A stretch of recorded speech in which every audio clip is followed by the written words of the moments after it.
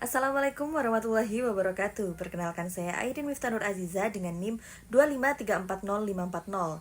Dalam kesempatan kali ini saya akan membuat media pembelajaran kombinasi kompleks untuk memenuhi tugas mata kuliah pengembangan media pembelajaran anak usia dini.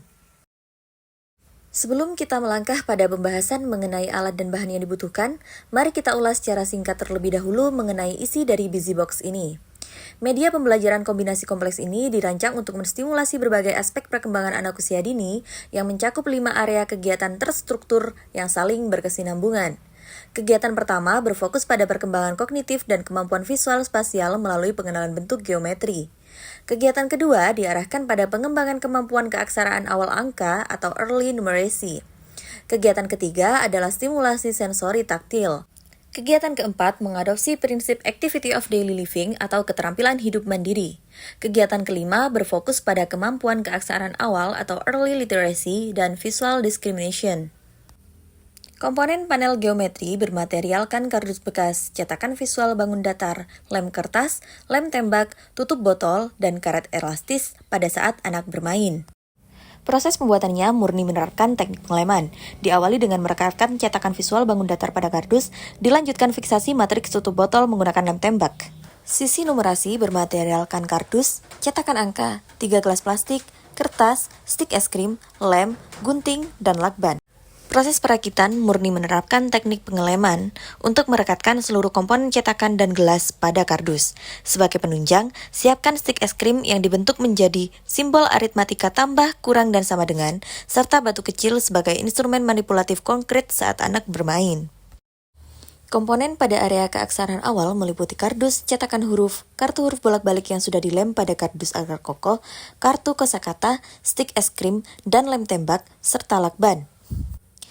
Perakitan dilakukan melalui teknik pengeleman, merekatkan cetakan huruf pada kardus dasar, menyelipkan stik es krim di antara kartu huruf bolak-balik, lalu pasang kompartemen kardus sebagai wadah penyimpanan kartu kosakata. Komponen pada area life skill meliputi kardus, resleting, potongan kain berkancing, bagian depan sepatu beserta tali, tempat bedak bekas, tutup botol, benang, dan lem tembak. Proses perakitan menerapkan teknik pengeleman. Rekatkan masing-masing objek manipulatif tersebut secara terpisah pada dasar panel kardus menggunakan lem tembak hingga terfiksasi kuat dan siap digunakan anak untuk simulasi aktivitas kemandirian.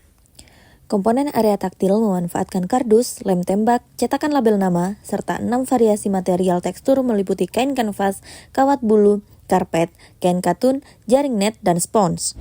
Proses perakitan menerapkan teknik pengeleman, merekatkan masing-masing material tekstur beserta label namanya pada potongan kardus landasan yang lebih kecil, lalu susun dan rekatkan seluruh kompartemen tersebut pada panel utama hingga rapi dan siap dieksplorasi anak. Mari kita bedah stimulasi 3 ranah perkembangan pada sisi geometri. Proses diawali dengan aktivasi ranah kognitif di mana anak mengidentifikasi dan memahami karakteristik visual bentuk bangun datar. Selanjutnya, ranah psikomotorik distimulasi melalui aktivitas manipulatif menggunakan karet gelang pada matriks pasak tutup botol. Sebagai contoh, untuk merekonstruksi bangun persegi panjang, anak secara logis memetakan koordinat 2 tutup botol dan 3 tutup botol. Praktik kinestetik ini tidak hanya mengasah koordinasi visual motorik dan otot intrinsik jari, tapi juga secara inheren menyentuh ranah afektif dalam melatih regulasi emosi, kesabaran, serta ketekunan anak saat menyelesaikan tugas perkembangan. Sisi numerasi secara holistik memadukan ranah kognitif, psikomotorik, dan afektif melalui pendekatan konkret ke abstrak.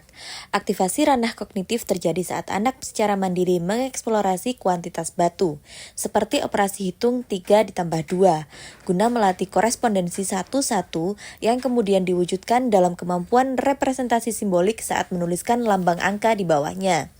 Ranah psikomotorik terstimulasi melalui gerakan menjemput objek serta kontrol motorik halus saat menulis menggunakan spidol. Proses ini ditutup dengan penguatan ranah afektif di mana kebebasan menentukan jumlah objek menumbuhkan otonomi belajar sekaligus membangun efikasi diri serta regulasi mandiri anak ketika berhasil memecahkan hitungan dengan benar. Sisi keaksaraan awal ini secara holistik mengintegrasikan ranah kognitif, psikomotorik, dan afektif dalam stimulasi literasi dini. Ranah kognitif diaktifkan melalui proses diskriminasi visual saat anak mencocokkan abjad pada stik dan memetakan simbol huruf dari kartu kosakata. Secara bersamaan, ranah psikomotorik terasa lewat kontrol motorik halus, pincer grasp, serta koordinasi mata tangan saat anak memanipulasi media dan menulis menggunakan spidol. Aktivitas ini ditutup dengan penguatan ranah afektif yang melatih ketekunan menyelesaikan tugas sekaligus menumbuhkan rasa percaya diri atau efikasi diri anak. Sisi sensorik taktil ini secara holistik mengintegrasikan ranah kognitif, psikomotorik, dan afektif melalui metode eksplorasi tekstur yang kaya. Ranah kognitif diaktifkan saat anak mengidentifikasi, membedakan, dan mengklasifikasikan berbagai karakteristik fisik benda melalui persepsi rabaan yang berbeda. Secara simultan, ranah psikomotorik terstimulasi melalui optimalisasi reseptor saraf di ujung jari yang melatih kepekaan dan kemetangan motorik halus anak. Aktivitas ini ditutup dengan penguatan ranah afektif di mana stimulasi sensorik membantu anak meregulasi emosi, membangun fokus sekaligus meningkatkan toleransi terhadap berbagai stimulus baru di sekitarnya. Lebih dari sekedar permainan, area life skill ini adalah ruang di mana kemandirian anak mulai bertumbuh. Saat jemari mereka menalar cara menyilang tali atau membuka tutup botol, logika praktis dan kemampuan berpikir prosedural mereka sedang diuji. Di saat yang sama, ketangkasan fisik mereka ditempa lewat koordinasi dua tangan yang presisi saat menarik resleting dan mengunci kancing. Lewat setiap tantangan kecil di papan ini, anak tidak hanya belajar merawat diri, tetapi juga memupuk daya juang dan rasa percaya diri untuk berkata, "Aku bisa melakukannya sendiri." Pada akhirnya, kardus bekas di tangan yang tepat bisa menjelma menjadi dunia eksplorasi tanpa batas bagi anak usia dini. Lewat untayan angka, jalinan huruf, ragam tekstur, hingga tantangan keterampilan hidup yang sederhana, kita sedang meletakkan fondasi kokoh bagi tumbuh kembang mereka secara holistik. Karena belajar bukan tentang seberapa megah medianya, melainkan seberapa bermakna setiap sentuhan pengalaman yang membekas di hati dan pikiran anak. Mari terus bergerak, berinovasi, dan hadirkan ruang belajar yang menyenangkan demi masa depan mereka. Sekian video dari saya, terima kasih dan sampai jumpa.